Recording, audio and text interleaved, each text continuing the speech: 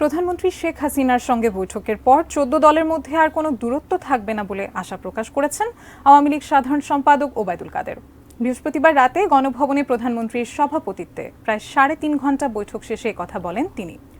জানান, জোটের স্ব দলকে আরও সংগঠিত এবং জনগণের কাছে জনপ্রিয় করে তুলতে ১৪ দলের নেতৃবৃন্দকে নির্দেশনা দিয়েছেন জোট নেত্রী প্রধানমন্ত্রী শেখ হাসিনা।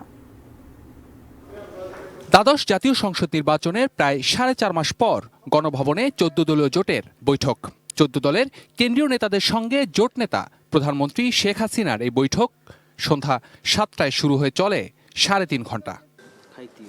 বৈঠক শেষে শরিক দলগুলোর নেতারা জানান, সমন্বয়হীনতা, দূরত্ব কমানোই ছিল আলোচনার প্রধান বিষয়। নিজেদের দলীয় দাবি তুলে ধরার পাশাপাশি দেশি বিদেশি চক্রান্ত মোকাবেলায় প্রধানমন্ত্রী ঐক্যবদ্ধ থাকার নির্দেশনা দিয়েছেন বলেও জানান ১৪ দলের নেতারা।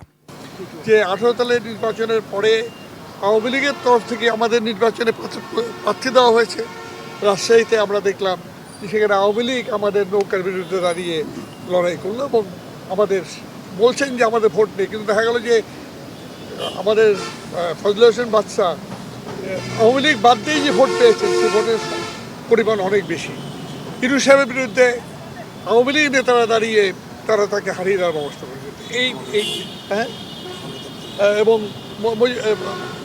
পাইজভান্ডারী সাহেবের ব্যাপারে যেটা হয়েছে, এই সব ক্ষেত্রেই যদি ১৪ দলগুলোর প্রাসঙ্গিকতাকে যদি আপনারা বিবেচনায় না নেন, তাহলে পরে আমাদের ঐক্যবদ্ধতা নিয়ে আমরা এগোতে পারবো না। উনি বলেছেন যে না, আমরা ঐক্যবদ্ধ থাকতে চাই এবং এই ষড়যন্ত্রের বিরুদ্ধে দাঁড়িয়ে আরও ঐক্যবদ্ধ করে আমরা বলেছি যে এর জন্য প্রয়োজনে আরও ছোট পরিসরে 1-to-1 আলোচনা করেন, তার ভিত্তিতে আমরা এগোতে পারবো। বিভিন্ন আওয়ামী লীগের নেতৃবৃন্দ বা নিচের পর্যায়ে বিভিন্ন কার্যক্রমে অনেক সমন্বয়হীনতা, অনেক দূরত্ব, অনেক সমস্যা দেখা দিয়েছে।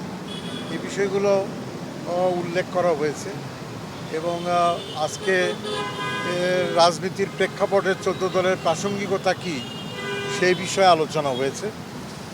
জোটনেত্রী শেখ হাসিনা প্রাসঙ্গিকতার অনুভব করেন এবং এখনও দেশ চক্রান্তের ভিতরে আছে এবং সাংবিধানিক সরকারকে উচ্ছেদের চক্রান্ত অব্যাহত আছে।